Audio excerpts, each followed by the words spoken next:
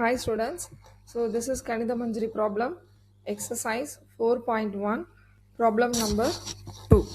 7 by 5x plus 3 by 2y the whole square. Okay, so நம்ம இந்த identity choose பண்ணோம் a plus b. So இந்த identity தான் நம்ம choose பண்ணோம். So இது whole a and 3 by 2y இது whole b. ஓகேங்களா?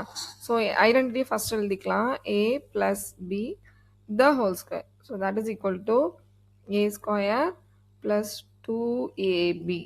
இந்த 2க்கும் இதுக்கு நடுவுலலாம் multiplication plus b square. Okay. So for a 7 by 5x plus 3 by 2y the whole square. So இப்போ நம்ம இங்க aக்கு நேரா எழுதணும்னா we have to write 7 by 5x the whole square plus 2 times what is a 7 by 5 again x times b. What is b? 3 by 2y plus what is b? 3 by 2y the whole square. ஓகேவா?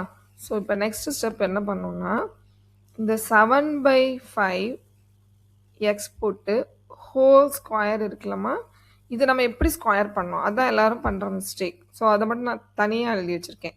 7 by 5x times 7 by 5x. So இதை நம்ம எப்படி multiply பண்ணணும்? 7 7s are 49, 5 5s are டினாமினேட்டரில் 25, X into X X square. So இதுதான் correct. அடுத்தது B என்ன இருந்துச்சு பாருங்க, 3 by 2y. So 3 by 2y times 3 by 2y. So இதை நம்ம எப்படி மல்டிப்ளை பண்ணோம்? 3 3s are 9 நியூமரேட்டரில், டினாமினேட்டரில் 2 2s are 4, y into y y square. Okay, so இப்போ நம்ம ஆன்சர் எழுதணும்னா எப்படி எழுதணும் பாருங்கள். இங்கே வந்து 49 by 25 எக்ஸ் ஸ்கொயர். ஓகே, இங்கே 9 by 4 y ஸ்கொயர் ப்ளஸ் இப்போது இங்கே நம்ம ஏதாவது கேன்சல் பண்ணலாமா அப்படின்னா நியூமரேட்டர்லேயும் டினாமினேட்டர்லேயும் 2 இருக்குது. So 2 divided by 2 cancel. So இங்கே 7 3s are 21, கீழே வந்து 5xy. This is the answer. So நல்லா என்ன வந்துச்சுமா 49 by 25 x square. Okay, plus between term 21 by 5. இங்கே வந்து xy term. b term வந்து 9 by 4 y square. So this is the answer.